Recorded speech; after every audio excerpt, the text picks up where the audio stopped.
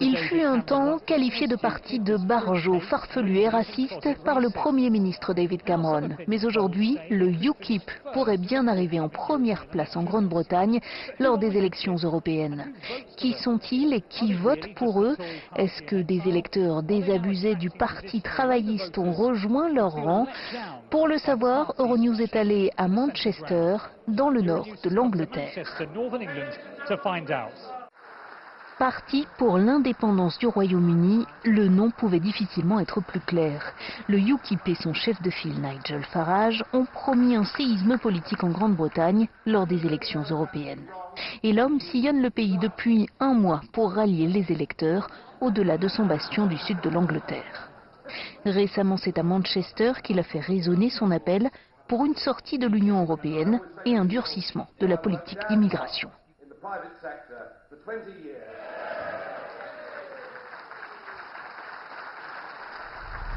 Autrefois cœur de la révolution industrielle britannique, Manchester ne compte plus guère d'usines. Elles ont été remplacées par des appartements de standing et des bureaux chics.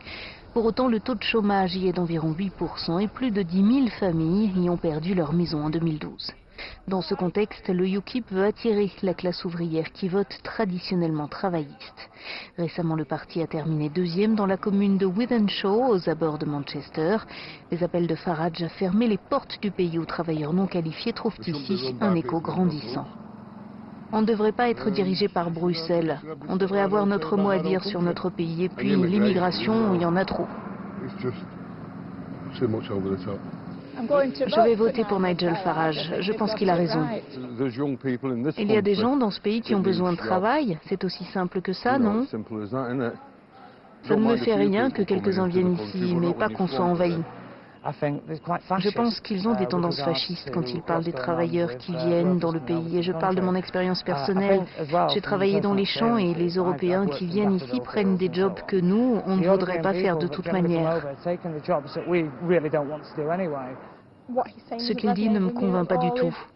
À commencer par ses positions sur l'immigration, je ne suis pas d'accord. Il est trop d'extrême droite à mon goût, il tient des propos incendiaires. Ce qu'il dit est dangereux, je n'aime pas cet homme. John Bickley, ancien cadre dans l'industrie du disque, portait les couleurs du UKIP aux élections partielles de février.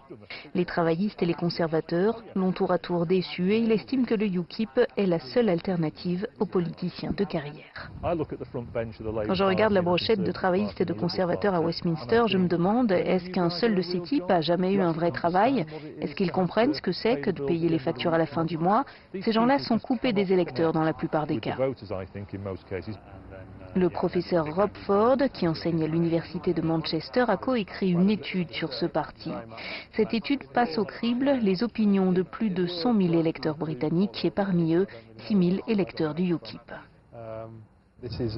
Ça a tout d'une rébellion de la classe ouvrière. Ils sont âgés, blancs, ce sont des hommes de la classe ouvrière, ils sont lassés de la politique et ils ont tendance à être anti-européens et anti-immigration. Les activistes sont souvent des déçus du Parti conservateur et quand vous les interrogez, vous entendez un discours conservateur sans compromis. Mais les électeurs qui cochent UKIP sur les bulletins de vote sont des gens très différents. Dans les rangs travaillistes, on semble en tout cas mal à l'aise. Euronews a contacté 8 responsables politiques dans la région de Manchester. Afzal Khan a finalement bien voulu nous parler. Il brigue un siège au Parlement européen.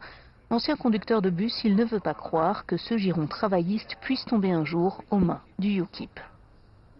On peut parler de tous les sondages ou toutes les études que vous voulez, mais le fait est qu'il n'y a pas si longtemps, nous avons eu une élection ici à Wythenshawe et nous avons renforcé notre majorité alors que eux sont arrivés deuxième. Nous sommes ceux qui apporteront des solutions. Nous savons que le gouvernement conservateur échoue et les gens du Nord-Ouest et nous-mêmes savons que le UKIP n'a pas la moindre solution. Reste à savoir si Nigel Farage et le UKIP pourront aller au-delà de la représentation européenne et faire leur entrée au Parlement britannique aux élections de l'an prochain. Rob Ford, vous enseignez les sciences politiques à l'université de Manchester. Vous venez de publier une étude sur le UKIP intitulée Révolte à droite.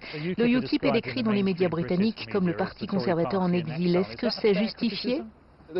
L'argument, c'est que le UKIP nuit aux conservateurs. Si l'on compare avec les élections de 2010, on voit que le UKIP a depuis rallié énormément de gens qui avaient voté conservateur en 2010. Mais il faut aussi se poser la question de savoir quels électeurs conservateurs votent UKIP. Ce sont des gens de la classe ouvrière qui connaissent des difficultés économiques, des gens qui ont beaucoup perdu avec l'austérité. Prenez par exemple un maçon ou un plombier qui a voté pour David Cameron en 2010 parce qu'il en avait assez de Gordon Brown et de la crise financière. Cet électeur ne pencherait certainement plus pour les idées conservatrices en 2014 si le UKIP n'avait pas été là. Ces électeurs auraient de toute façon été perdus car ils ont beaucoup de raisons d'être mécontents de ce que les conservateurs ont fait ces 5 dernières années.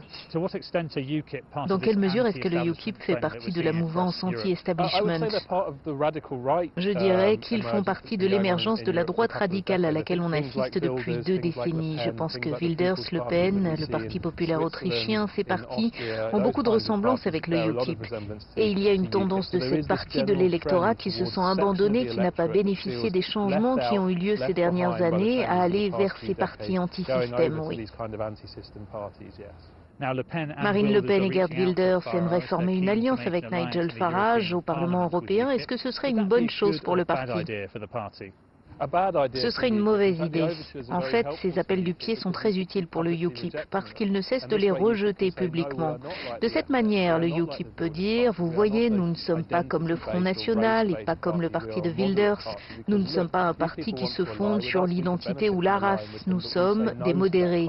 D'un point de vue national, c'est très utile pour le UKIP parce que cela leur offre une parade à l'argument selon lequel c'est un mouvement extrémiste.